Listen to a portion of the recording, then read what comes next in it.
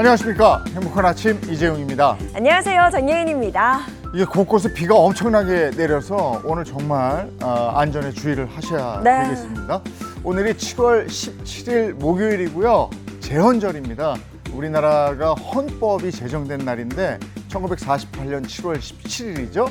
왜 7월 17일인가 했더니 조선 건국일이 7월 17일이에요. 네. 그래서 조선을 그대로 계승하는 나라다. 이런 의미에서 7월 17일로 정했다고 합니다. 네, 우리가 누리고 있는 자유와 권리들 헌법 덕분에 보장되고 있죠. 제헌절이 빨간 날은 아니지만 오늘 하루만큼은 헌법의 소중함과 그리고 제헌절의 중요성 다시 한번 생각해 볼 수 있는 하루가 됐으면 좋겠습니다. 자, 그럼 7월 17일 행복한 아침도 밝고 활기차게 시작해 볼게요.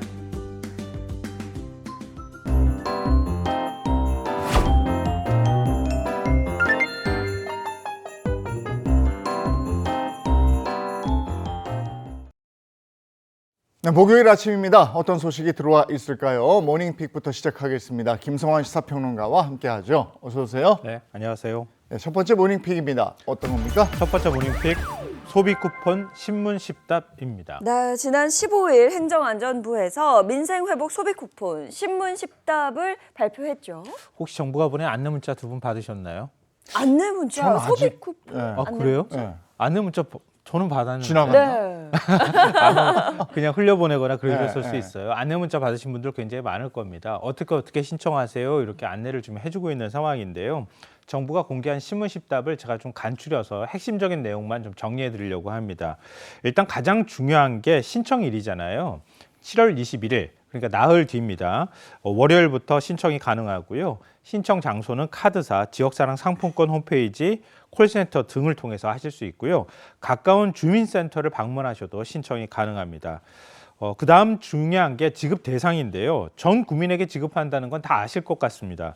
그런데 미성년자는 또 지급을 할까라고 생각하실 텐데 미성년자도 전 국민에 해당이 되니까요. 당연히 지급을 그럼요. 하는데요. 네. 미성년자의 경우에는 부모가 대리 신청을 하실 수 있어요. 그러니까 가족관계를 증명할 수 있는 서류를 가지고 신청하실 수 있다고 생각하시면 되고요. 또 신생아나 사망자는 어떻게 지급을 할까? 이것도 아마 궁금하시거나 또 당황스러워 하실 분들이 있을 것 같은데요. 기준일이 6월 18일입니다.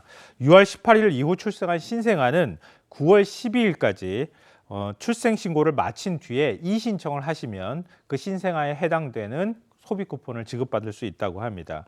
또 기준일 이후 사망하는 경우가 있을 수 있는데요. 이런 경우에는 지급 대상에서는 일단 제외가 됩니다. 근데 세대주가 사망한 경우에는 같이 사는 미성년자만 잔액을 사용하실 수 있다고 하니까요. 참고하시면 좋을 것 같습니다. 네, 이게 대형마트나 편의점 같은 데서는 사용이 안 되는 거죠? 아, 그렇죠. 예전에 코로나 때 지원금 받아보신 적 있으시잖아요. 그때도 사용하실 수 없었거든요. 이번에도 영세 소상공인들 도와주신다 생각하시고 좀 이런 불편함은 좀 참아주시면 어떨까 싶은데요. 기업 규모가 큰 대형마트나 백화점, 기업형 슈퍼마켓에서는 사용하실 수가 없습니다. 다만 미용실이나 약국처럼 마트나 백화점에 소상공인이 입점해서 운영하는 매장이 있잖아요. 그런데 이런 매장에서는 사용이 가능합니다. 그러니까 대형마트에 들어가서 다 사용하실 수 없다 이렇게 생각하시면 안 되고요. 편의점은 연매출 30억 원 이하 가맹점에서만 사용할 수 있는데요. 연매출이 30억 원 되는 편의점이 있을까요? 거의 없으니까 그렇죠. 일반적인 네. 편의점은 다 사용하실 수 있다고 네. 생각하시면 될 것 같아요. 그리고 이 부분은 특히 좀 주의하시면 좋을 것 같은데요. 요즘 키오스크를 통해서 결제하시는 분들 많죠. 네. 카페 가면 예약과 함께 주문과 함께 키오스크로 그냥 결제를 해버리잖아요. 근데 키오스크 결제하면 안 돼요. 키오스크로 결제를 미리 해버리면 안 되고요. 매장 내에 카드 단말기를 사용하셔야 이 소비 쿠폰이 사용하는 게 가능합니다. 또 배달앱을 통해서 주문하시는 분들 많은데요. 배달앱 역시 실제 판매 업체를 확인할 수 없기 때문에 원칙적으로 쓸 수가 없는데요. 다만 가맹점 자체 단말기로 배달기사와 직접 만나 결제하는 경우 있죠. 치킨을 시켰다 그런데 배달기사가 와가지고 직접 결제하는 경우 있잖아요. 있어요. 카드 단말기 들고 와서 이런 방식으로 하는 건 가능하다는 거예요. 그리고 이제 그 외에 나머지 궁금하신 분들 많을 텐데요. 행안부가 국민 문의에 실시간으로 대응하기 위해서 내일부터 민생회복 소비 쿠폰 전담 콜센터를 운영하는데요. 콜센터 전화번호가요. 1670-2525입니다. 네. 1670-1255, 1525. 2525.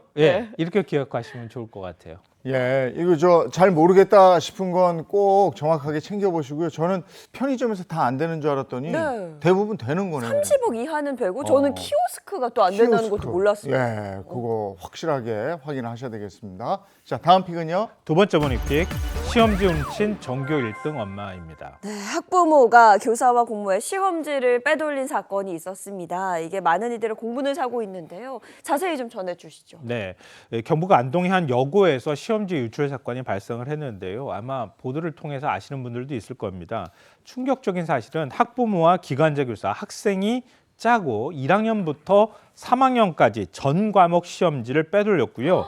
이 덕분에 학생은 3년 내내 전교 1등을 했었다고 합니다. 지난 4일 근무실에 무단 침입해서 시험지를 빼내려다가 경보가 울리면서 덜미가 잡혀있는데요. 안동경찰서는 교사, 학부모 그리고 범행을 방조한 학교 시설관리 직원을 구속했습니다. 아니, 어떻게 선생님하고 학부모가 이런 결탁을 하게 된 거죠? 이게 저도 이게 너무 신기했어요. 네. 어떻게 이런 일이 가능하지? 그리고 교사가 어떻게 이렇게 학생하고 학부모가 끈끈한 관계를 유지할 수가 네. 있지? 궁금했는데요.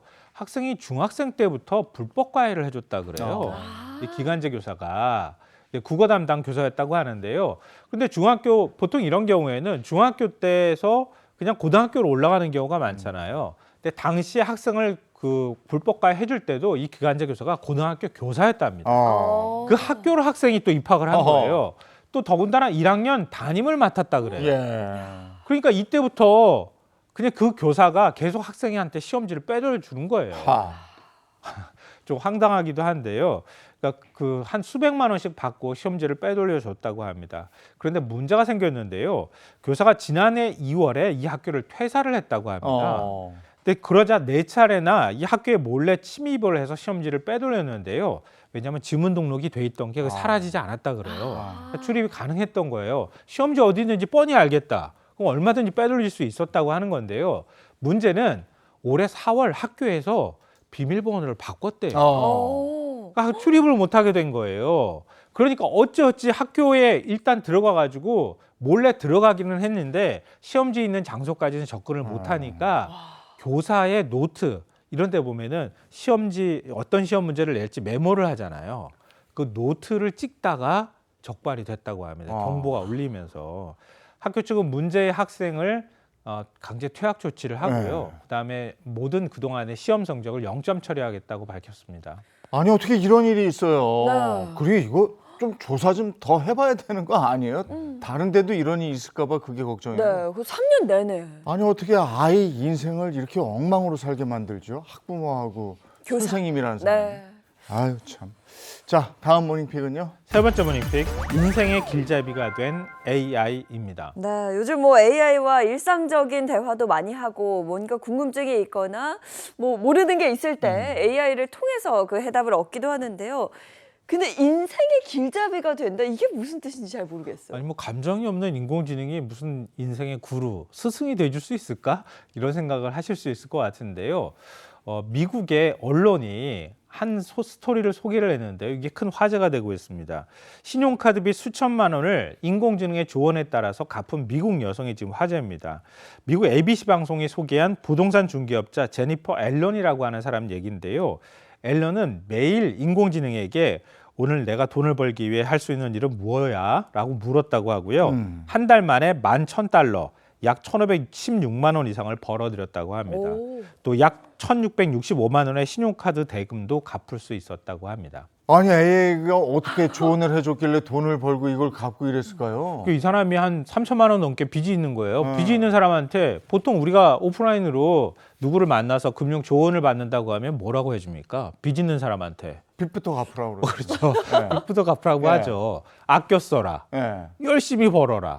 뭐 있는 재산 팔아라. 뭐 이런 거 조언해 주잖아요. 네. 근데 인공지능은 조언을 이렇게 하지 않았다 그래요. 굉장히 창의적인 방식으로 조언했다고 하는데요.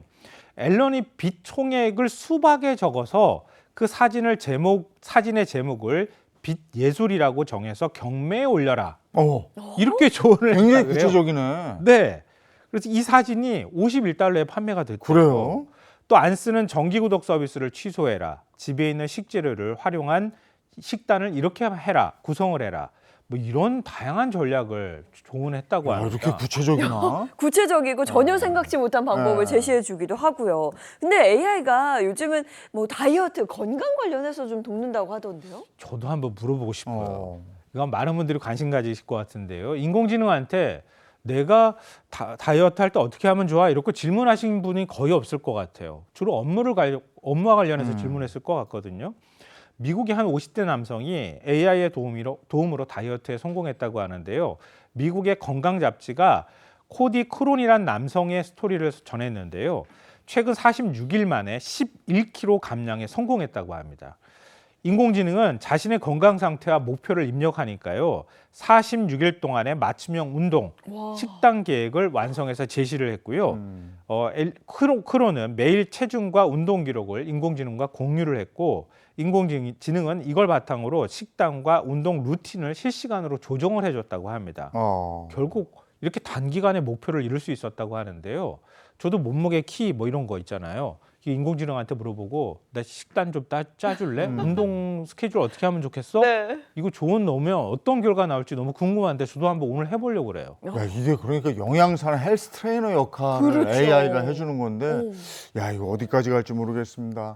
자, 다음 모닝픽은요? 네 번째 모닝핏 한여름 러닝주의보입니다. 네, 지난주에 굉장히 더웠잖아요. 저는 그냥 밖에 가만히 서 있기도 너무 힘든데 주변을 둘러보니까 그 와중에 뛰시는 분들이 네, 있어서 많았어요. 와, 정말 대단하다 이렇게 생각을 했습니다. 저 이틀 전인가요?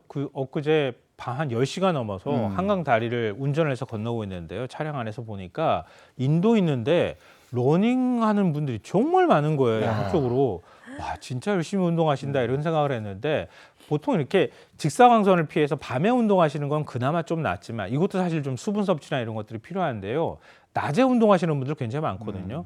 이런 분들은 온열질환에 걸릴 가능성이 매우 높습니다. 좀 주의하실 필요가 있는데요. 질병관리청에 따르면 지난 16일 기준으로 이달 14일까지 온열질환 환자는 총 1,582명으로 이 가운데 20대에서 40대가 34.8%를 차지했습니다. 물론 노동 현장에서 온열질환에 걸린 경우도 있지만 주로 러닝을 하면서 걸린 경우가 많다 그래요. 그러니까 무더운 날씨에 러닝을 하면 땀을 많이 흘리게 되잖아요. 체내 수분과 전해질이 급격히 빠져나가면서 체온 조절 능력이 떨어질 수 있다고 합니다. 더 위험한 건요. 땀이 안 나는 거라고 합니다.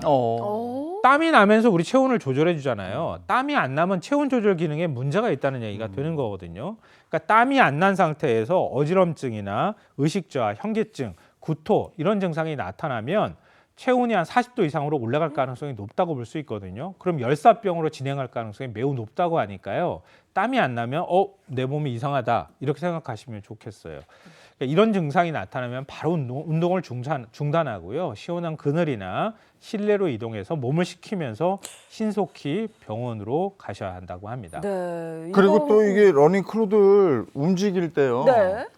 왜 이렇게 다 까만색 옷들을 맞춰 입고 달리는지 밤에 위험하죠. 밤에 식별이 잘 안 되는 경우도 있거든요. 야광봉 같은 거 가지고 다니셔야 될 것 같아요. 그 스티커 같은 거 붙이시면 어떨까요? 글쎄, 그런 거 저도 하셔야 좀 될 뛰는 경우가 있는데 네. 이유가 좀 있긴 하더라고요. 뛰어보니까 이 흰색 옷은요 이렇게 몸에 붙어가지고 체형이 다 드러나요. 아, 그런 거예요? 네, 뛰시는 분들 몸도 좋던데. 검은 옷이 안 드러나요. 그래서 검은 그래요? 그래 단체로 검은 옷을 쫙 입고 뛰더라고. 네, 알겠습니다. 김성환 시사평론가와 함께했습니다. 고맙습니다. 고맙습니다. 와, 오늘 아침에 저는 나오는데 정말 깜짝 놀랐습니다. 운전할 수가 네. 없을 정도로 비가 정말 많이 내렸거든요. 지금은 어떨지 또 오늘 날씨 어떨지 궁금합니다. 문단영 기상캐스터 날씨 전해주세요. 네, 비가 이렇게까지 내려도 되는 건가 싶습니다. 지난 밤 사이에 충남 서산에는 시간당 110mm가 넘는 호우가 쏟아졌는데요. 하늘에 구멍이 뚫린 듯한 물벼락 수준의 비는 전국에 종일 이어지겠습니다. 특히 오늘부터 내일 오전 사이에 중부와 호남에는 시간당 30에서 80mm의 극한 호우가 집중되겠습니다. 이 정도의 비는 우산이 제 역할을 하지 못하는 데다 누군가 양동이로 물을 퍼붓는다는 느낌인데요. 오늘 하루에만 경기 남부와 충청에 180mm 이상, 강원에 150mm 이상, 서울에도 최대 120mm로 중부와 전북을 중심으로 폭우를 퍼붓겠습니다. 그 밖에 남부도 30에서 80mm의 많은 비가 예상됩니다.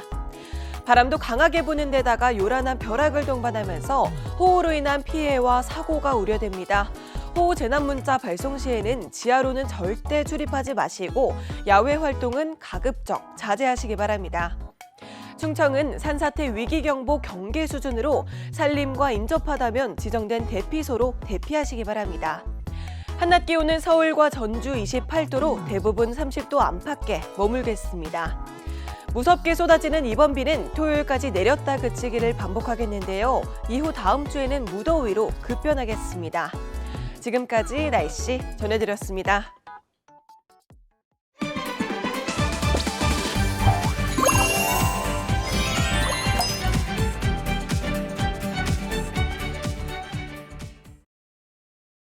네, 행복한 아침 함께하고 계신 지금 시각이 7시 46분을 넘어섰습니다. 이번에는 역사 속으로 들어가 보도록 하겠습니다. 역사 속의 사건, 사고를 우리가 들어가서 정사와 야서로 풀어보는 시간입니다. 앞뒤로 보는 역사 시간, 개그맨 정철규 씨와 함께합니다. 어서 오세요. 네, 안녕하세요. 역사의 앞뒤를 조리조리 모조리 파헤치러 왔습니다. 개그맨 정철규입니다. 네, 그리고 역사 속에서 우리가 궁금했던 이야기만 쏙쏙 뽑아서 알려주실 역사학자 이익주 교수님 함께합니다. 어서 오세요. 네, 안녕하세요. 역사서에 나오는 정사는 물론 세간에 떠도는 역사 썰까지 팩트체크 제대로 해드리겠습니다. 역사학자 이익주입니다. 네, 앞뒤로 보는 역사, 오늘의 주제는요. 네, 오늘의 주제입니다. 찜통 더위 타파, 조선시대 여름나기 대작전입니다. 네, 오늘은 비가 굉장히 많이 오고 있습니다만은 여름 더위가 이제 일찍 찾아오고 굉장히 덥고 이렇죠. 네. 서울만 해도 폭염주의보가 폭염 경보가 맞아요. 18일이나 일찍 찾아왔대요. 예년에 비해서. 그런데 우리는 에어컨도 있고요, 선풍기도 있고 더위를 식힐 수 있는 방법이 다양한데 조선시대 이런 냉방기기가 없었거든요. 대체 우리 조상들은 이 더위를 어떻게 났을지 궁금합니다. 네, 지금처럼 에어컨 선풍기가 없는 조선시대에는 더위를 피하기가 훨씬 더 힘들었는데요. 하지만 여름을 이길 수 있는 생활의 지혜 곳곳에 숨어 있었습니다. 오늘은 뜨거운 여름을 시원하게 해줄 조선시대 여름나기 방법들을 속속들이 파헤쳐 보겠습니다. 네, 그럼 가장 먼저 야사 속으로 들어가 볼까요? 앞뒤로 보는 역사, 오늘 야사 속 이야기는요. 욕심쟁이 예조판서의 얼음을 훔쳐라입니다. 네, 오늘 얘기도 야사를 가지고 재구성했고요. 그렇기 때문에 사실과 다르거나 과장된 부분이 있을 수 있다는 점 꼭 기억하고 들어주시기 바랍니다. 때는 조선 후기 당시 여름에 금보다 귀한 것이 있었습니다. 바로 얼음이었는데요. 얼음 창고를 지어놓고 비싼 값에 장사하면서 얼음을 독점한 사람이 있었으니 바로 예조판서 공금조라는 사람이었습니다. 찐듯한 폭염에 백성들이 지칠 대로 지쳐있을 바로 그때 공판서는 평소처럼 얼음을 가지고 갑질을 하는데요. 어떻게 했는지 한번 보시죠. 이 대체 무슨 일이랍니까? 이 천한 것이 내 귀한 얼음을 쪽쪽 핥아먹고 있지 않겠는가? 잘못했습니다, 나리. 용서해 주십시오. 아인데. 얼마나 더웠으면. 곤장 서른대 아이고. 네? 뼈목을 아이고. 잡것이 애한테 곤장을? 이게 너무한 거 아니에요? 잘못했습니다. 한 번만 용서해 주십시오. 얼음을 훔친 자는 경을 쳐도 좋다. 나라의 법이 그러하나 내 어린 것을 감안해서 곤장형을 제한하는 바요. 너무한데. 아니 아이가 너무 더워서 얼음이 있어서 그 얼음을 좀 핥았는데 네. 곤장 30대라니요. 이게 야 너무 야박하네. 네, 여기서 팩트체크 먼저 들어가겠습니다. 네. 얼음 핥아먹었다고 처벌하는 법은 없고요. 곤장이라고 하는 것은 끝이 널쩍한 거잖아요. 이거는 군대에서만 쓰는 형구고 민간인에게는 하지 아니구나. 않았습니다. 네. 하나 바로 잡고요. 자, 어쨌든 백성들은 이렇게 더위에 힘들어했는데 공판서의 집에는 금보다 비싸다는 얼음이 넘쳐났고 이것을 흥청망청 쓰고 있었습니다. 그 모습 함께 보시죠. 사방에서 찬 공기가 나오다니 이거 무릉도원이 따로 없습니다. 아 저렇게 달아놨어. 에어컨 아니에요? 대주연산이 바람 불 이리 때마다 그렇게 따뜻하잖아요. 역시 흥청망청이 괜히 거기다 나온 말이 돈이고 아니었습니다. 걸려있는 그렇죠. 저 얼음이. 저 똑 떨어져서 머리 맞아. 늙어라. 아주 꼬시겠네요. 다 녹아라. 아, 정말 얄밉다 얄미워. 아니 얼음 그릇이라니요. 와. 이런 건 처음 봅니다. 야, 하다하다 얼음 그릇을 만들어서 저것들을 그냥 매우 철회할 수도 없고. 아, 정말. 이저 폭염에 에어컨 저 시대에 지금 백성들은 더워 죽을라 그러는데 네. 공판서 저 사람이 지금 혼자서만 얼음을 지금 독점을 하면 저 안 되는 거 아닙니까? 네, 저런 광경을 보면서 저거 똑 떨어져서 머리 맞아라보다 더 적극적으로 생각하고 행동한 사람들이 있었습니다. 아, 있어요? 바로 의적 1심단이었는데요. 1심단은 탐구한 놀이나 부잣집만 터는 도적들이었습니다. 이번엔 욕심쟁이 공판서의 얼음 창고를 털기로 하고 오. 공판서 아들에게 접근을 합니다. 청나라에서 온 상인들이라고 하면서 우리 이번에 비단 얼음 주머니 장사, 이걸 빅랑이라고 하는데 이거 장사 좀 해보면 어때? 이렇게 접근을 해요. 그리고 아들을 통해서 공판서를 만나는데 성공합니다. 어떤 대화를 했는지 한번 보시죠. 죽부인처럼 껴안고 자는 것인데 이미 청나라 귀족들 사이에서는 아주 유명하답니다. 한양에서 빙랑 사업을 하겠다. 예. 오랜만에 네가 마음에 드는 일을 해. 속았다. 넘어왔는데요? 송구합니다, 아버지. 섬납금입니다. 와. 저 정도면 그냥 홀딱 속아 넘어간 거예요. 그죠? 도장 찍네요. 그 예나 지금이나 이거 계약서 도장 찍으면 끝나는 거거든요. 찍었습니다. 1심단의 계획은 뭐였을까요? 저 장면의 핵심은 도장입니다. 예. 도장. 도장을 받았잖아요. 네. 저 도장을 위조해서 얼음창고 출입증을 만들어서 공판서 얼음창고에 들어갑니다. 그런데 그 많은 얼음을 어떻게 가지고 나오려고 했을까요? 그러게요. 과연 계획이 뭐였을까요? 같이 보시죠.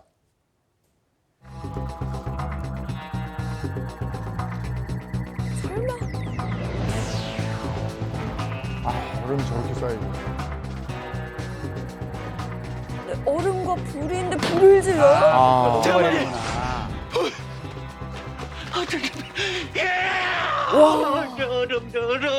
얼음 창고에 그냥 불을 질러 버리는군요. 내 얼음 이런다. 야, 저렇게 아끼던 얼음 창고에 불이 났으니 공판서 마음이 어떻겠습니까? 이야. 네, 그러니까 얼음을 훔치려고 한 게 네. 아니라 얼음을 다 없애버리려고 없애버리다. 한 거예요. 네. 그리고 이 불타는 얼음 창고를 바라보면서 길길이 날뛰는 공판서에게 접근한 다가온 사람이 있었습니다. 무슨 일이 있었는지 함께 보시죠. 왜 이제 오시는가? 제발 가서 불 좀 꺼주시게, 불 좀 꺼주시게. 이 염치 없는 작자를 당장 포박하거라. 아니, 저래 무슨 미친 짓인가? 있어도 좀 못할까? 이 장부 아시지요? 참 많이도 해드셨더이다. 나라 얼음을 빼돌릴 생각을 하다니. 난 모르는 일이야, 모르는 일이야. 그거야 조사해보면 나올 터. 가자. 저지른 잘못이 한두 가지가 그러니까 이게 아니네요. 지금 얼음 갑질만한 것뿐만 아니라 이게 나라 얼음을 빼돌렸네요 지금 보니까. 네, 이 욕심쟁이 공판서가 끌려가면서 그의 막장 얼음 갑질은 이렇게 끝이 났다는 이야기입니다. 네, 와 금보다 귀한 얼음 창고를 지어두고 그야말로 갑질 장사를 했던 공판서입니다. 근데 실존 인물인가요? 네, 공금조는 실존 인물은 아닙니다. 하지만 조선시대 여름이 귀했기 때문에 얼마든지 있을 수 있는 일이었던 거죠. 에어컨 선풍기가 없던 시절에 여름 더위를 식혀주는 반가운 물건이 정말 이 얼음이었는데요. 실제로 연산군은 이 얼음을 썼어요. 아까 그 장면에서 봤던 저 지붕에 매달아 놓는 거요. 여름에 잔치를 열게 되면은 천근 약 600kg 정도 되는 대형 노쇠쟁반 4개를 만들어서 거기에다 얼음을 가득 담아 놓고 이걸 동서남북에 배치를 해 놔서 마치 에어컨처럼 사용했다고 합니다. 그런데 여름에 얼음을 어디서 구했을까요? 그러게요. 그 당시엔 얼음을 만드는 방법은 없었어요. 그래서 겨울에 채취해서 여름까지 보관했다가 사용을 했습니다. 조선시대 한강변에 2개 얼음 창고가 있었습니다. 동빙고, 서빙고가 그것인데 이 지명이 지금도 남아 있잖아요. 동빙고는 나라에서 쓸 얼음을 보관하는 곳이고 서빙고는 관리들에게 나누어 줄 얼음을 보관하는 곳입니다. 2품 이상의 고위 관리들에게는 여름에 며칠마다 한 번씩 얼음을 배급을 했습니다. 이 얼음은 노인들의 더위를 식혀주는 용도, 병자들의 열을 내려주는 용도, 그리고 여름에 상이 났을 때 그 시신을 보존하는 용도, 이렇게 아주 요긴하게 사용되기도 했습니다. 그런데 참 신기하더라고요. 저 때는 냉동시설이라는 게 없을 텐데 저 얼음을 겨울부터 한여름에 어떻게 그 기간 동안 관리를 하고 그대로 보존을 했을까요? 얼음 창고를 빙고라고 하는데요. 이 사진에서 보시다시피 산기슭을 파서 여기에다가 얼음 저장실을 만들어요. 그 위에 지붕을 덮었습니다. 이 사진은 조선 영조 14년 1738년에 만든 경주의 석빙고인데요. 바깥은 단열 효과가 있는 진흙으로 덮고 안쪽은 화강암으로 만들었습니다. 그래서 석빙고라고 하는 거죠. 지붕 위에는 잔디를 심어서 태양열이 빙고 안으로 직접 들어오는 것을 차단했습니다. 굴뚝이 있어서 안에서 데워진 공기가 바깥으로 빠져나가게 돼 있었고요. 바닥은 경사를 만들어서 배수구 역할을 해요. 그래서 얼음 녹음물이 바로바로 빠져나가서 얼음이 녹지 않게 하는 이런 역할을 합니다. 얼음물 쌓아놓고 얼음덩이 사이사이에다가도 얼음 조각을 빼곡하게 채워 넣어서 빙고 전체가 하나의 커다란 얼음 덩어리가 되게 만듭니다. 그러면 얼음이 녹는 속도가 아주 느려져요. 그리고 그 위에 거적을 덮어서 외부 공기와 만난 것을 또 차단했습니다. 네, 조시대 그냥 과학적으로 되게 준비를 잘한 것 같은데 저거를 한 겨울에 얼음을 큰 덩어리를 채취하려고 그러면 힘이 들 텐데 저거 도대체 누가 했을까요? 네, 주로 한강 주변에 사는 백성들이었습니다. 지금 마포구, 용산구, 성동구에 사는 분들이 이걸 했죠. 마용성. 네, 얼음을 채취하는 사람들입니다. 돈 받고 하는 게 아니라 부역 노동으로, 의무 노동으로 한 거예요. 이런 부역을 장빙역이라고 했습니다. 1년 중에 가장 추운 날을 골라서 차가운 얼음을 캐서 이걸 지게에 지고 빙고까지 나른다고 한번 생각해 보세요. 이게 얼마나 힘들었겠어요. 동상이 아주 뭐 숱하게 걸리는 이런 일이죠. 얼음 한 덩어리의 크기가 길이가 45cm, 폭이 30cm, 두께가 21cm 규격화했습니다. 이러면 무게가 18.75kg이 되는데요. 이 크기로 얼음을 채취하고 운반하는 일이 보통 일이 아니었는데 이걸 1년에 20만 덩어리를 만들었습니다. 자, 조선 후기가 되면 백성들의 이런 부역 노동이 전부 돈 주고 하는 일로 다 바뀌게 되거든요. 그러면서 장빙역도 폐지되고 사람을 고용해서 돈을 주고 일을 시키는 방식으로 변하게 됩니다. 그때는 정말 얼음이 백성들의 피땀으로 만들어진 거였네요. 근데 야사에서 본 공판서처럼 이렇게 개인이 빙고를 만들어서 얼음을 저장하고 이게 있을 수 있는 일이었을까요? 개인 빙고를 사빙고라고 하는데요. 원칙적으로는 허용이 안 됩니다. 하지만 권력 있는 사람들은 늘 다르죠. 하나, 둘 개인 빙고를 만들기 시작했습니다. 가장 대표적인 것이 성종의 형 월산대군이 만든 마포 합정의 사빙고였습니다. 동생이 형이니 권력이 얼마나 강했겠어요. 또 조선 세조 때 강희맹이라는 사람이 합정에 지은 사빙고도 있었는데요. 강희맹 집안이 이때부터 300년 동안 얼음 저장을 독점하면서 큰 돈을 벌었다고 합니다. 그러다가 조선 후기에 상업이 발달하면서 민간 장빙업자들이 출연을 하는데요. 이 사람들이 장빙업에 투자해서 1년 동안 저장한 얼음이 무려 300만 덩어리에서 500만 덩어리. 최대 9만 톤에 이르는 어마어마한 양이었고 그 당시 한양 인구가 50만 명 정도였거든요. 1인당 사용을 계산해 보면 180kg 정도.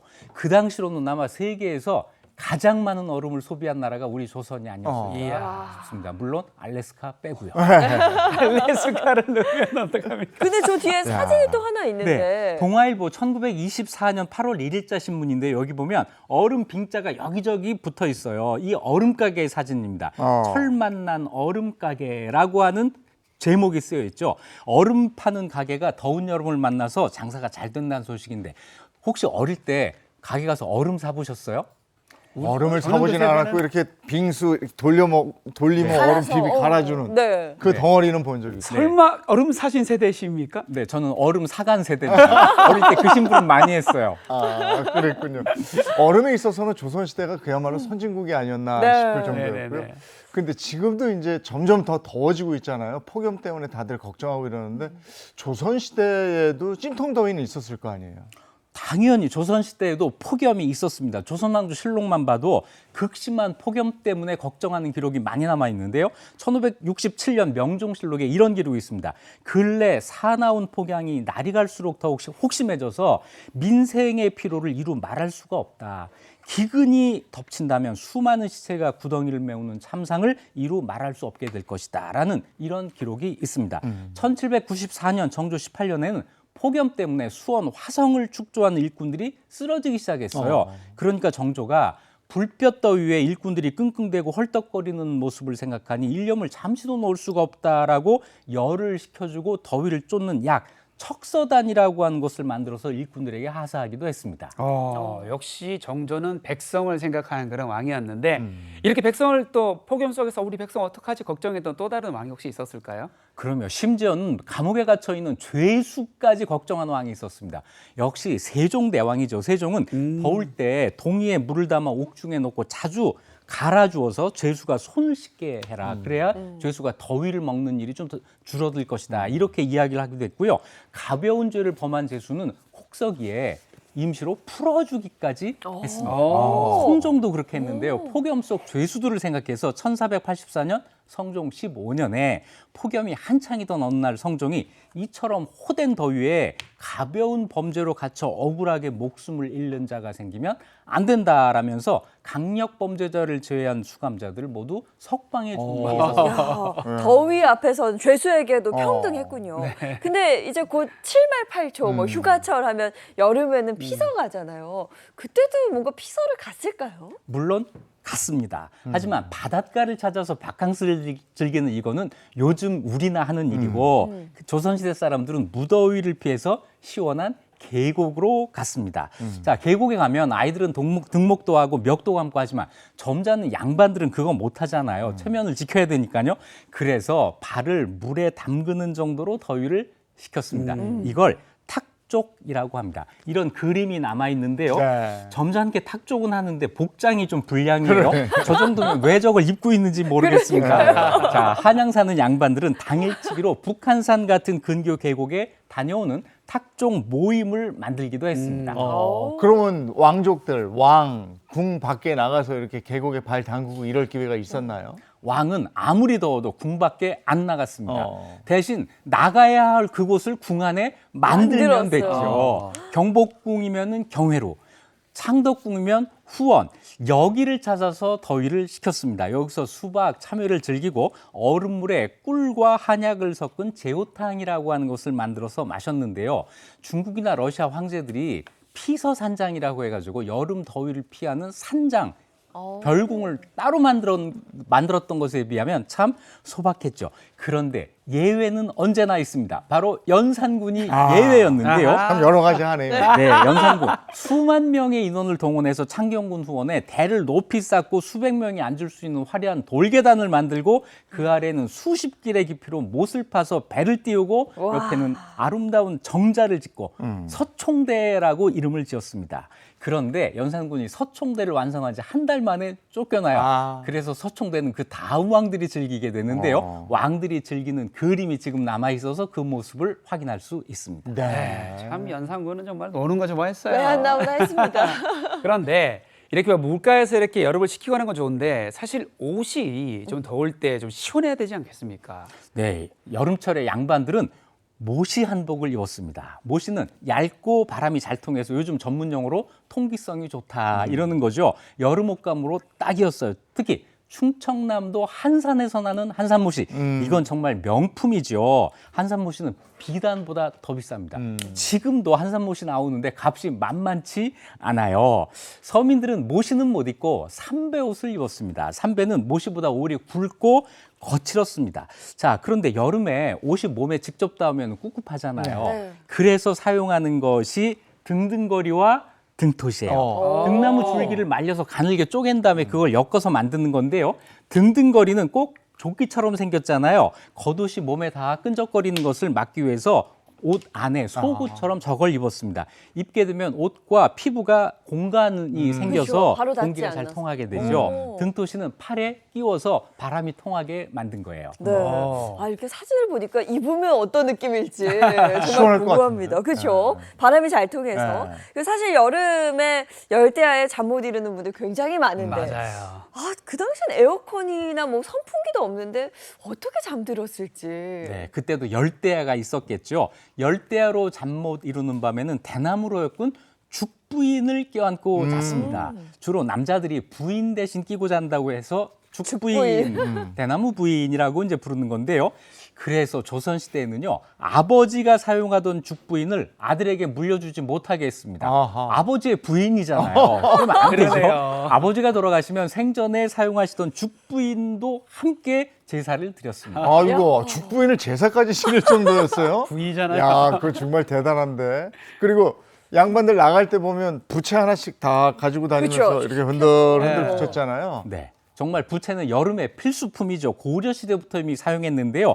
부채는 필수품에 해를 가리기도 하고 바람을 일으켜서 더위를 식혀주기도 하고 더 나아가서는 신분을 상징하는 물건이기도 했습니다. 조선시대 천민이 부채로 얼굴을 가리고 양반 행세를 하다가 적발돼서 볼기를 맞았다는 이런 기록도 있습니다.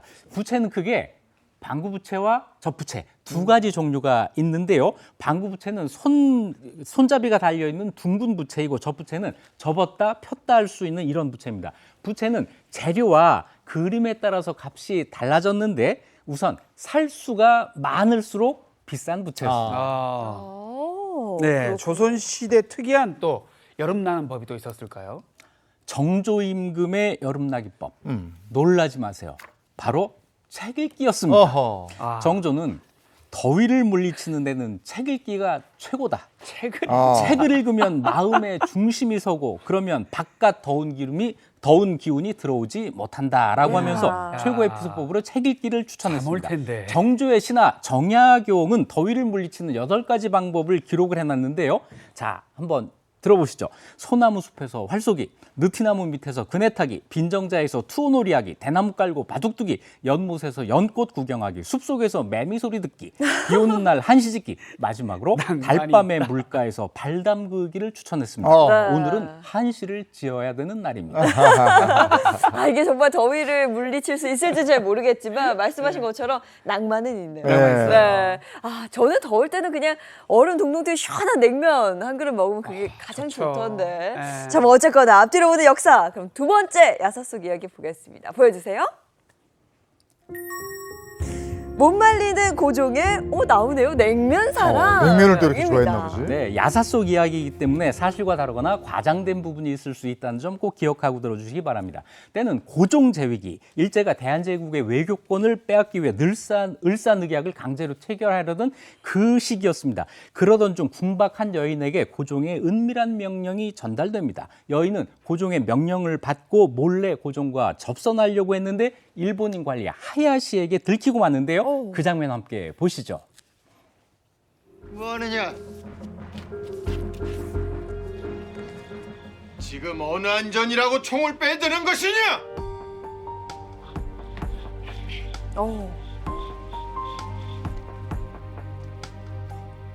폐하까지 친히 납시셨다. 귀한. 대체 무슨 꿍꿍이를 벌이기? 있어?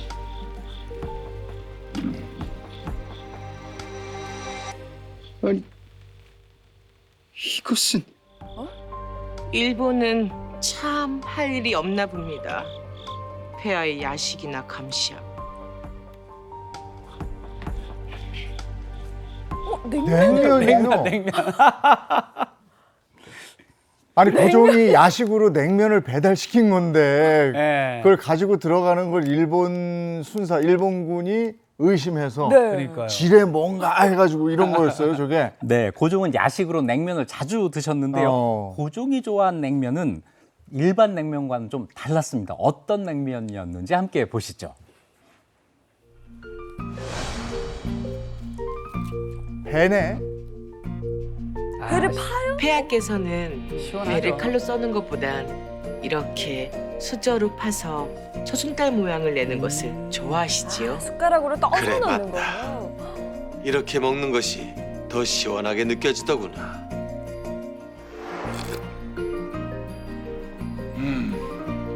무척 달고 시원하구나. 아, 속이 뻥 뚫리는 느낌이야. 아, 맛있죠. 네. 고종은 그러니까 냉면에다가 시원하게 배를 많이 배를, 넣어서 어, 먹었네요. 네, 매운 음식을 싫어하고 단맛을 좋아하던 고종은 육수가 아닌 동치미 국물에 배를 듬뿍 넣은 배동치미 냉면을 즐겼습니다. 그런데 고종이 냉면을 좋아하게 된 이유가 있었는데요. 한번 함께 보시죠. 폐야, 이 궁 안에는 귀하고 맛있는 음식이 무궁무진할 터인데 어찌 그리 냉면을 좋아하십니까? 궁금해요. 내게 있어 냉면은 그냥 음식이 아니다. 궁 안에서 날 옥죄어오는 일본군들의 뜨거운 눈초리를 냉면에 시원한 육수가 식혀주고 궁 밖에서 날 욕하는 백성들의 따가운 원성을 냉면의 배가 달달하게 녹여주지. 해서 이 냉면을 먹을 때만큼은 더위를 식히는 평범한 삶이 된 것만 같단다.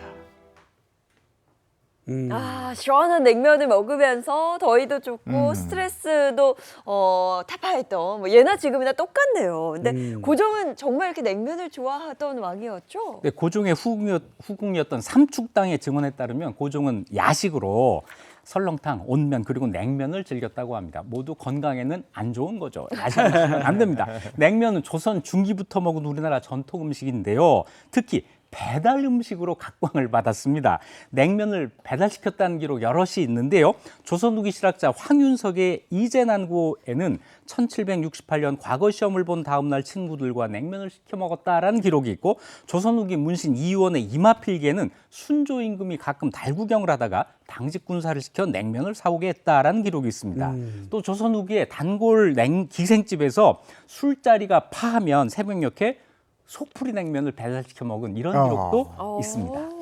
그럼 다른 왕들은 어떤 음식으로 더위를 식혔나요? 조선의 9대 성종은 여름마다 서증을 심하게 앓았어요. 여름철만 되면 더위를 먹은 거예요. 그래서 정사를 보지 못할 정도였는데요. 그래서 성종이 택한 무더위 퇴치법은 수반을 먹는 겁니다. 수반 별게 아니라 밥을 물에 말아 먹는 거예요. 지금도 더울 때 입맛 없으면 이렇게 먹잖아요. 여기에다가 조기구이 하나 얹으면 딱일 것 같은데 성종도 아마 그랬을 겁니다. 조선의 최장수왕 영조는 골골백세라는 말이 딱 어울릴 정도로 평소 허약 체질로 복통을 자주 일으켰는데요. 영조에게 여름철 건강식으로 권한 게 바로 미숫가루였습니다. 영조는 복분자 오디, 하수오 분말을 넣은 미숫가루를 마시면서 더위를 이겨냈다고 합니다. 오늘은 이렇게 조선시대의 여름나기 방법에 대해서 알아봤는데요. 정조처럼 책 읽고 성종처럼 밥 말아먹고 영조처럼 미숫가루 드시면은 국왕처럼 임금처럼 여름을 보내실 수 있습니다. 예, 오늘도 궁금한 역사 이야기 들려주신 이익주 교수님 고맙습니다. 고맙습니다. 얼음을 훔친 자는 경을 쳐도 좋다. 아이고 차가워.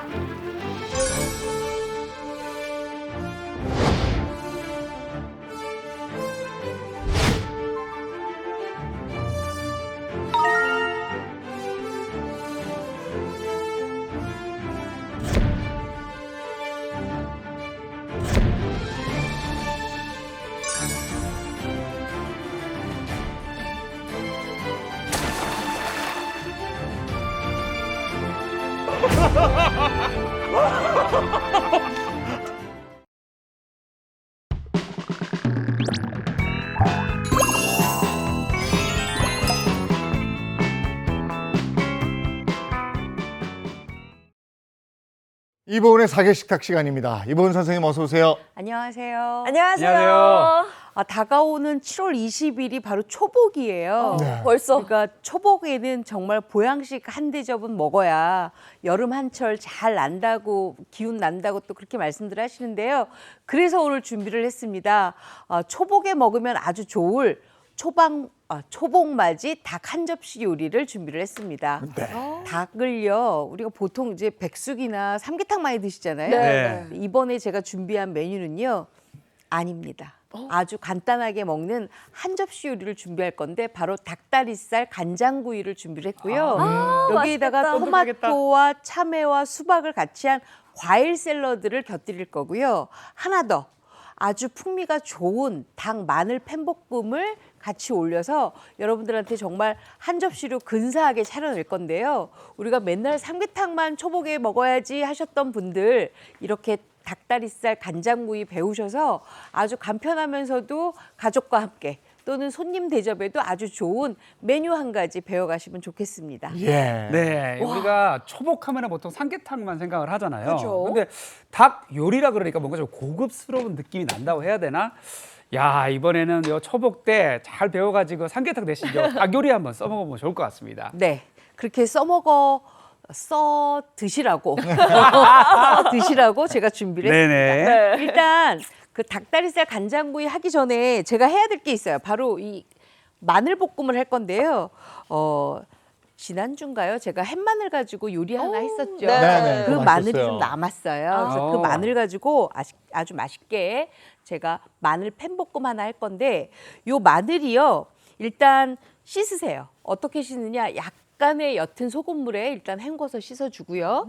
요거를 물기를 다 뺀 다음에는 이렇게 준비하시면 되는데 이게 지금 식용유예요. 식용유 아주 살짝만 두르고 네. 살짝만 두르고 팬에다가 넣고 볶아주세요. 그 통마늘 볶음 맛있죠. 네, 식용유를 조금 넉넉하게 넣으셔도 괜찮아요. 이렇게 좀 해서 이걸 좀 많이 볶아주세요. 지난번에 그 고추장에 이렇게 네. 박아서 했던 거 네. 쪄서 그거 맛있었어요. 맞아요. 네. 이렇게 볶아주시면 요 마늘이요. 약간 단맛이 나면서 식용유에 볶았기 때문에 굉장히 윤기도 나고 단맛이 좀 많이 올라오죠. 그래서 요거를 불 조절을 조금 잘 하시면서 볶으셔야 돼요. 너무 많이 불을 세게 하면 또 금방 타버리니까 그러지 않도록 은근하게 요거를 좀 이렇게 볶아주세요. 자, 지금 갈색으로 좀 색깔이 좀 나죠. 네. 네. 근데 마늘이 덜 익잖아요. 그럼 약간 아린 맛이 좀 올라와요. 그럼 좀 싫으니까 완전히 익혀지도록 중약불에서 은근하게 볶아주시는 게 좋습니다. 그럼 어느 정도 볶냐 하면 만약에 쪄서 하면은 요 볶아서 먹는 구이 맛이 안 나요. 맞아요. 그러니까 그냥 그대로 이렇게 구워서 하시는 게 좋은데 보통 한 2분에서 3분 정도 아주 꾸준하게 이렇게 볶아주시는 게 좋아요. 네. 노릇하게 볶아지면 뭐 너무 맛있죠. 그렇죠. 지금 굉장히 노릇노릇하게 지금 볶아지고 있죠. 네. 자, 이렇게 볶아주시는데 제가 여기서 2분, 3분을 다 쓸 수가 없어요. 생방송이라. 네. 그래서 이 옆에서 이렇게 좀 준비를 해왔습니다. 자, 요 보시면 이렇게 기름이 좀 다 먹었어요. 그러니까 맛있겠다 저거. 저 색이야 저. 그렇죠. 어때요? 저 자체만 먹어도 맛있겠어요. 그렇죠. 요거 자체만 먹어도 굉장히 맛있잖아요. 네. 근데 여기에다가 한 가지를 더 해야 돼요. 뭘 하냐면 바로 요 가염버터. 가염버터. 아, 제가 지금 요 마늘에다가 아무런 간도 안 했어요. 네네. 그렇기 때문에 여기다 소금을 하잖아요. 그럼 소금이 약간 겉돌아요. 그렇기 때문에 일부러 가염버터를 이렇게 좀 넣어서 좀 해주시고요. 버터랑 요거는- 마늘 너무 잘 어울리잖아요. 그렇죠. 아주 맛있죠. 가염버터를 녹여서 같이 이렇게 좀 볶아주시면 돼요. 볶아주시고 그 다음에 이제 해야 될 게 있어요. 그냥 요것만 하면 약간 좀 맹숭맹숭하거든요. 네. 이 맹숭하지 않기 위해서 요게 지금 통후추예요. 통후추를 이렇게 갈아서 같이 넣어주세요. 통후추를 처음부터 너무 넣게 되면 요게 또 거뭇거뭇해지면서 통후추의 향이 좀 달아지니까 달아나잖아요. 그러니까 거의 다 익히고 난 다음에 이렇게 하시면 좋아요. 네. 이게 뭔가 통후추가 들어가면은 맛이 조금 더 고급스러워지는 네. 거예요. 또 훨씬 더 맛있고 그다음에 그 끝에서 남는 그 후추 향이 굉장히 좋아요. 맞아요. 맞아요. 자, 이렇게 지금 다 구워졌으면 요걸 이제 그릇에다가 좀 담아 놓으셔야 돼요. 이렇게 준비를 한 그릇에다가 이렇게 담아 놓으세요. 버터 향이 싹 넘어오는데 고급 레스토랑 왔어. 와 있는 것 왔어, 같아요. 지금. 너무 맛있죠? 네. 자, 이렇게 좀 준비를 하세요. 자, 그랬으면 이제 그 다음에는 저희가 이제 본격적으로 메인 메뉴를 준비를 해야 되겠죠. 바로 닭다리살입니다. 닭다리살은요, 이렇게 돼 있어요.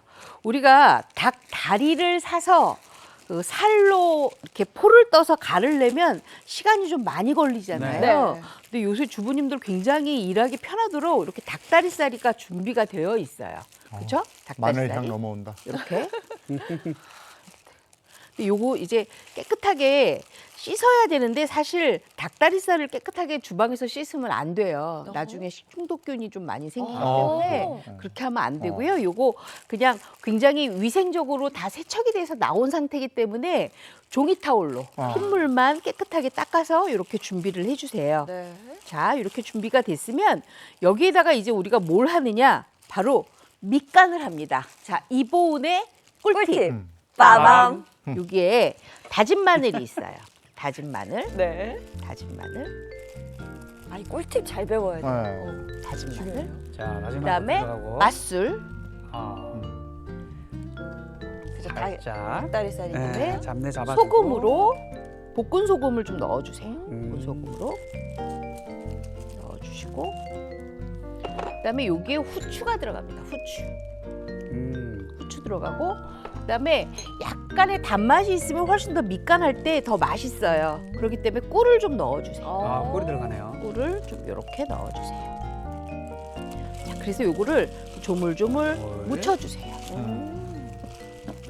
제가 이 닭다리살에 왜 칼집을 안 넣냐면 요새는 닭다리 정육이 잘 나와 있기 때문에 굳이 칼집을 안 넣어도 잘 속까지 익어요. 그래서 이렇게만 밑간만 해주시면 돼요. 네. 자, 그럼 이제 여기서 제가 또 오늘 고기를 잘 굽는 특별한 분을 한번 제가 초빙을 하려고 합니다. 게스트 나오나요? 네. 네. 자, 우리 장예인 씨 아, 나오셔서 아주 고깃집 맛있는 사장님 아니십니까? 아, 제가 또 게스트로 제가 오늘 고기를 또 한번 구워보도록 하겠습니다. 네. 맛있게. 이렇게 해서 이제 조물조물 묻혀놨어요. 그랬으면 예인 씨 오기 전에 이렇게 네. 달가놓고 여기에다가 식용유를 좀 이렇게 부어놔요. 네. 선생님, 근데 저 밑간한 거 네. 재운다고 하셨잖아요. 네. 좀 재웠으면 언제 깨우면 될까요? 깨워요. 네. 아, 깨워줍니다. 저만 재밌나요? 네. 이렇게 보통 이렇게 밑간을 하면 한 20분에서 30분 정도만 해주시면 20분, 되거든요. 30분, 네. 그래서 요거는 굳이 막 너무 오래 막 냉장고 안에 한 2, 30분 둔다 이렇게 생각하지 마시고 그냥 하고 난 다음에 이렇게 실온에다 그냥 두시면 돼요. 자, 그랬으면 우리 고기의 달인 네. 예인 씨가 요거를 가지고 제가 노릇하게 한번 잘 구워보도록 구워보세요. 하겠습니다. 네. 한번 구워보세요. 자, 그럼 껍질부터 놓을까요? 살부터 놓을까요? 살부터 놔야 될 것 같아요, 선생님. 아니에요. 껍질부터 껍질. 놔요. 아니군요. 네. 껍질부터 잘 넣을게요. 놔주세요. 아무래도 껍질에 좀 기름도 있고 그렇죠. 하니까. 네, 껍질부터 좀 잘 놔서 네. 이 껍질이 노릇노릇하게 잘 익혀져야 돼요. 이렇게. 그리고 이게 아무래도 네. 마늘이 들어갔잖아요. 그쵸. 그렇기 때문에 자주 좀 신경을 써줘야 돼. 안 그러면 금방 탑니다. 그렇죠. 그리고 이게 신경을 써주는 가장 큰 핵심이 뭐냐 하면 불 조절을 잘 하셔야 돼요. 너무 센 불로 처음부터 끝까지 하면 속에는 잘 안 익어요. 네. 그러니까 이렇게 다 올리고 난 다음에 뒤집으면서 살살살 네. 불 조절을 조금 해주셔야 됩니다. 그렇다고 너무 불 조절을 처음부터 막 하면은 아예 익혀지질 않아요. 아셨죠? 네. 자, 그러면 부탁드려요. 제가 맛있게 한번 네. 구워볼게요, 선생님. 자, 그랬으면 이렇게 고기가 익혀질 때 우리는 뭘 하냐면 바로 샐러드를 준비를 해야 돼요. 여기 지금 제가 일단 수박을 이렇게 네모 반듯반듯하게 이렇게 썰었어요. 근데 뭐 대부분 분들은 이제 나는 씨가 싫은데 하시는 분들은 씨를 빼도 되지만 요거 뭐 애교로 담아도 괜찮잖아요. 네. 그렇죠? 그래서 이렇게 수박 준비해 주시고요. 그다음에는 제가 이렇게 토마토를 준비를 했는데 이 토마토도 이렇게 반 갈르는데 그냥 갈르지 마시고 한 6등분 정도로 갈라주세요. 이렇게 먹기 좋은 크기로. 네. 그리고 앞부분 이렇게 좀 잘라주시고요. 이렇게. 4등분도 괜찮아요. 근데 4등분 하면 너무 또 먹는 게 좀 없다 하시는 분들 계셔서 저는 그냥 6등분 합니다. 이렇게 잘라주세요. 어떻게 잘 구워지고 있어요? 네, 아주 노릇하게 구워지고 있습니다. 자, 이렇게 준비를 해주시고요. 그래서 토마토까지도 이렇게 다 놨어요. 좀 싱그러운 느낌이 나네요, 선생님. 그렇죠. 아무래도 이렇게 빨간 색깔 채소 아니 빨간 색깔 과일이 올라가지면 훨씬 더 먹음직스럽죠. 그렇죠. 그러면 이번에는 노란 색깔도 조금 준비를 했는데 이거 참외예요. 참외 겉면을 살짝 그 감자 깎는 칼로 아주 예쁘게 조금만 남기고 깎아주세요. 그다음에 반을 갈라서 안쪽에 있는 씨를 다 빼주셔야 돼요. 안쪽에 있는 씨를 그냥 놓으면 굉장히 지저분하잖아요. 요거 씨 다 빼고 난 다음에 이렇게 얇게 채 썰어 주세요. 굉장히 얇죠. 네. 자, 그랬으면 요 과일 샐러드를 아주 맛있게 하는 방법이 바로 소스예요. 소스를 한번 만들어 볼게요. 요거 아주 간단합니다. 올리브 오일 먼저 넣고요. 그다음에 요거 레몬즙이에요. 레몬즙 넣어주세요. 그리고 요거 그냥 꿀이에요. 꿀.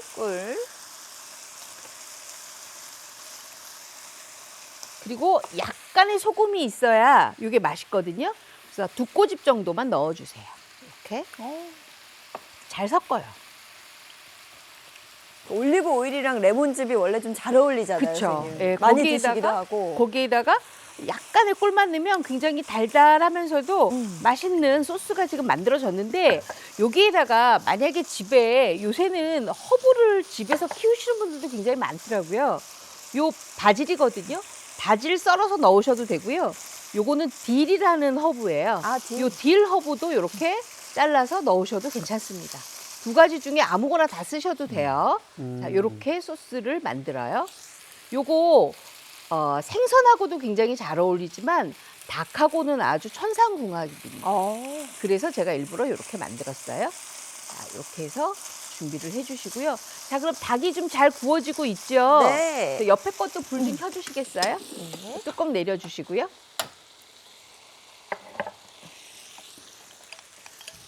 자, 옆에 것도 불 좀 살짝만 켜주세요. 네. 자, 그랬으면 우리가 조금만 그냥 먹으면 재미가 없잖아요. 간이 맞아야죠. 간이 맞으려면 어떻게 하느냐? 바로 양념장을 만들어야 돼요. 자, 간장구이 양념장. 여기 간장 들어갑니다. 그리고 짜지 않게 하기 위해서 생수를 좀 넣어주세요. 네. 생수를. 조금 연하게. 네. 그리고 요거. 매실청이에요. 매실청. 단맛도 살짝 그쵸? 주고. 그다음에 나는 단맛이 조금 더 필요해 하시는 분들은 꿀이나 아니면 물엿. 올리고당 같은 거 조금 넣어주셔도 돼요. 그리고 여기 참기름이 있습니다. 고소하겠다. 네, 고소하겠죠. 그럼 요거를 또 이렇게 잘 섞어요. 잘 섞고 난 다음에 네. 자, 일단 여기 지금 제가 미리 이렇게 조금 구워놨거든요. 네. 자, 여기에다가 요걸 좀 뿌려드릴게요. 이렇게.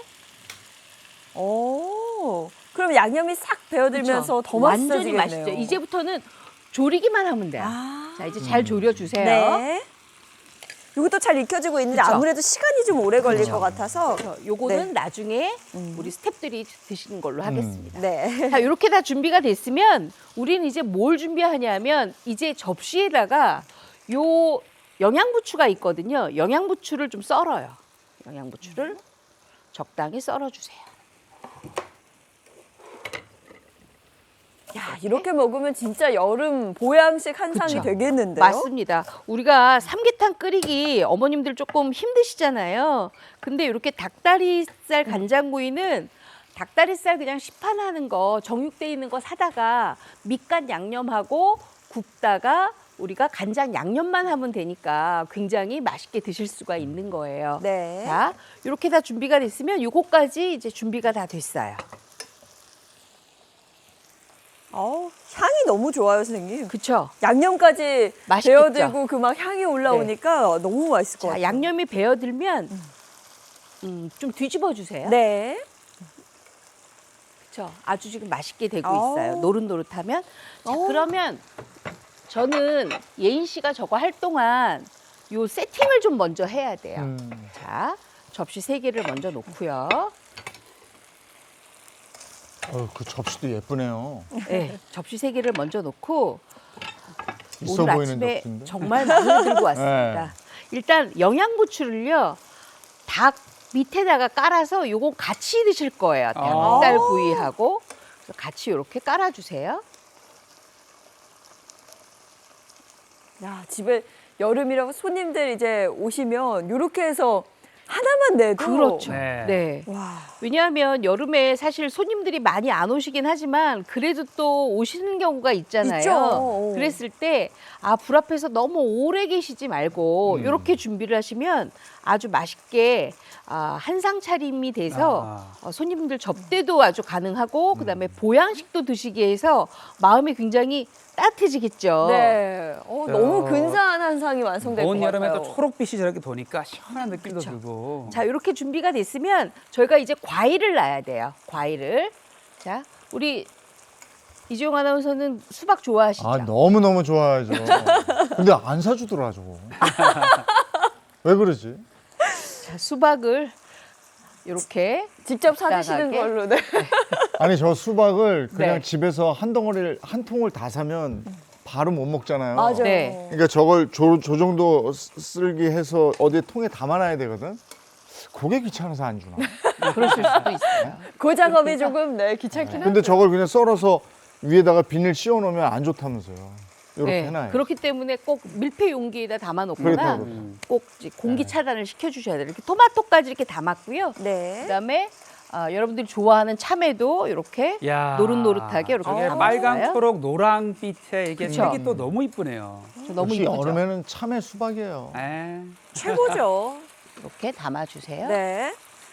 선생님 지금 조림도 네, 어느 거의 다 정도 잘 됐어요. 되고 있어요. 거의 다 그래요? 됐습니다, 선생님. 거의 다 됐어요? 네. 조금 앞뒤로 윤기가 나게 조금 졸여주세요. 너무 맛있어 보여요. 요즘에 또 수박 비싸잖아요. 네. 비싸죠. 네, 요새 수박이 조금 많이 좀 올랐어요. 그렇기 때문에 이렇게 알뜰하게 잡수시는 게 좋아요. 이렇게 토마토까지 이렇게 준비하고 참외도 이렇게 준비가 다 됐어요.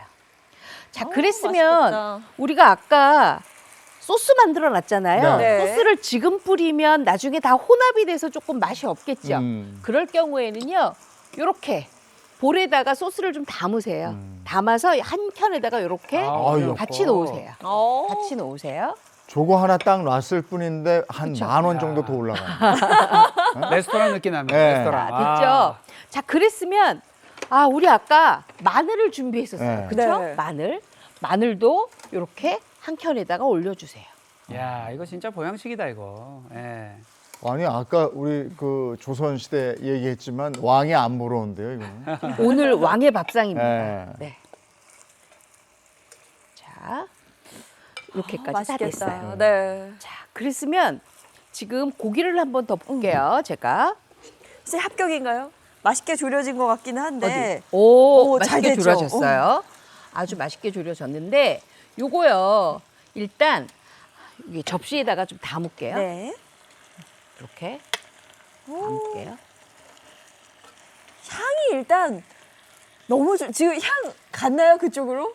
너무 아직은- 좋아요. 아직은 안 왔어요. 아직 안 왔어요? 예. 요게 속까지 간장 다 향은 왔어요. 익었거든요. 네. 그러고 난 다음에 아까 이쪽에 있는 거 있었죠? 네, 요거를 옮겨서 같이 좀 놓고 할까요? 같이 좀 해주세요. 네. 제가 하겠습니다, 선생님. 네. 자, 이렇게 이제 예인 씨가 할 동안 저는 이제 뭘 하냐면 요거를요. 제가 물론 여러분들한테 커트럴리를 드렸어요. 커트럴리를 네. 드렸는데 만약에 커트럴리가 집에 조금 준비된 게 좀 미비해서 요거를 썰어놔야 되겠다 하실 분 계시잖아요. 그럴 경우에는 이렇게 준비가 돼 있으면 뭔가 예쁘게 써는 법이 또 있을 네. 것 같아요. 껍질 쪽으로 이렇게 해서 칼을 약간 눕혀주고 아. 이렇게 해서 이렇게 올려주세요. 이렇게 저게 또 닭다리살이에요. 그쵸. 더 고소하지. 예. 굉장히 여기 다 부드럽고 들어가고. 맛있습니다. 다리살이 맛있죠. 그래서 이 정도 요즘 정도 하시면 아주 맛있게 네. 드실 수가 있어요. 운동하시는 분들도 질리면 닭다리살로 이제 또 식단을 어. 대체하거든요. 자, 이렇게. 자, 그랬으면 요거 철규 씨가 와서 좀 가져가실래요? 네네. 네. 요것만 먼저 가져가세요. 네. 사실 여름철 뭐 보양식 하면 우리가 늘 생각하는 게 삼계탕이잖아요. 그렇죠. 삼계탕이죠. 근데 한번 그 틀을 깨고 이번 여름에는 네. 요렇게 한 상 차려도 너무 좋을 것 맞아요. 같아요. 야, 네. 연산군도 이렇게는 못 먹었을 거야. 야, 이것이 바로 이제 요거 철규 씨 요거 용상 하나 더 가져가셔야 네네네. 돼요. 요걸 자, 어디다 뿌려 먹어요, 이걸? 그거는 샐러드에다 뿌려 드시면 돼요. 자, 예인 씨 거. 네. 이거 과일 샐러드? 네. 맛있겠네요. 여러분 드시면서 그 달걀 익힘 자, 정도를 근데 봐주세요. 제가 여러분들한테요 앞에 빵을 좀 내드렸어요. 네. 네. 혹시 닭다리살 간장구이니까 밥이 필요할 수도 있고 빵이 필요할 수도 있잖아요. 같이 잡수시면 훨씬 더 좋죠. 샐러드 이렇게 샥 뿌려가지고 샐러드의 향을 이거 맛을 봐야죠. 마늘이랑 같이 해서 저는 먹어. 간장이 과하지 않아. 그렇죠. 네. 과하지 않죠. 양념이 딱 맞습니다. 이 뿌려 먹은 이 향이 너무 좋네. 이거 마늘하고 같이 먹으니까 딱 맞네. 맛있어요. 간도 너무 잘 배고. 네, 그런데다가 그 옆에 곁들여 있는 수박, 토마토, 참외를 잡수시면 여름에 또 굉장히 무더워서 갈증 많이 나시잖아요. 모양이다, 그런 걸 또 감안할 수가 있고요.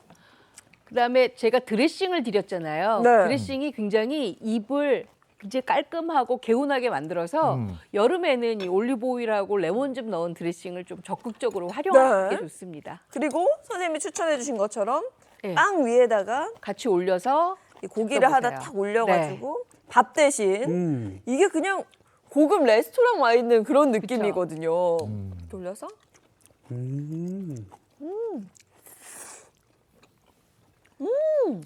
맛있어요? 간이 너무 잘 돼 있어서 너무 맛있어요. 빵도 부드럽고. 근데 이게 골고루 조합이 좋네요. 네. 그래서 우리가 보통 삼계탕 한 그릇 또는 뭐 백숙 한 대접 뭐 이렇게 말씀들 하시는데 그렇게 하지 마시고 이번에는 이렇게 한번 한상 차림으로 준비를 하시면 훨씬 더 초복을 더 재밌게 보내실 수가 있을 것 같습니다. 이번 초복은 이거야. 이거예요. 저는 오늘 방송 끝나고도 끝까지 남아서 다 먹고 가려고. 네. 다음 주는 뭐 배워볼까요? 다음 주에는요. 아직도 덥습니다. 초복이 지났으니까 또 더 더울 텐데요. 여러분들 쌈 좋아하시죠? 좋아하죠. 네, 여러 가지 다양한 쌈과 함께 다양한 쌈장 한번 배워보도록 하겠습니다. 네, 좋습니다, 선생님. 오늘도 맛있는 요리 감사합니다. 고맙습니다. 고맙습니다. 네, 이어서 오늘 날씨 알아보도록 하겠습니다. 오늘만큼은 기상정보 정말 잘 확인해 주셔야 하는데요. 문단영 기상캐스터 바로 나와주세요. 네, 현재 서울은 하늘에 구멍이라도 난 듯 천둥 번개를 동반하면서 요란한 비가 쏟아지고 있습니다. 현재 중부지방을 중심으로는 호우특보가, 특히 경기 남부와 충청을 중심으로는 호우경보까지 발령 중인데요. 오늘 바깥을 나서실 때에는 우비나 장화 등 모든 장마철 필수품들 챙기셔야겠습니다. 특히 오늘부터 내일 오전 사이에 중부와 호남에는 시간당 30에서 80mm의 극한 호우가 예상이 되는데요. 이 정도의 비는 우산이 제 역할을 하지 못하는 데다 누군가 양동이로 물을 퍼붓는 듯한 느낌이 들겠습니다.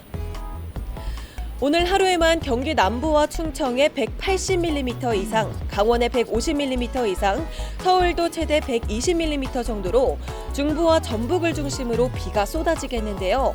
남부지방을 중심으로도 30에서 80mm로 많은 양의 비가 예상됩니다. 바람도 강하게 부는 데다가 요란한 비를 동반하면서 호우로 인한 피해와 사고가 우려가 되는데요. 호우 재난문자 발송 시에는 지하로는 절대 출입하지 마시고 가급적 야외 활동을 자제하시기 바랍니다. 특히 산사태 위기경보 경계 수준이 발령 중인 충청을 중심으로는 인적 지역이라면 빠르게 대피소로 대비하시기 바랍니다. 한낮 기온은 서울과 전주 28도로 대부분 30도를 밑돌겠습니다. 무섭게 쏟아지는 이번 비는 토요일까지 내렸다 그치기를 반복하겠는데요. 이후 다음 주에는 무더위로 날씨가 급변하겠습니다.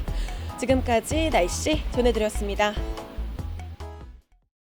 오늘은 곳곳에 빗길 조심하셔야 되고 비가 너무 많이 오니까요. 네. 웬만한 약속 아니면 좀 다음으로 미루시는 것도 네, 그렇습니다. 특히 중부지방 또 서쪽 지역을 중심으로 굉장히 많은 양의 비가 그야말로 퍼붓다시피 쏟아지니까요. 외출하실 때 조심하시고 시설물 피해 없도록 안전점검도 철저히 하셔야겠습니다. 좋은 하루 보내시고요. 저희는 내일 아침 7시 30분에 돌아올게요. 행복한 아침, 행복한 하루 되십시오. 고맙습니다. 고맙습니다.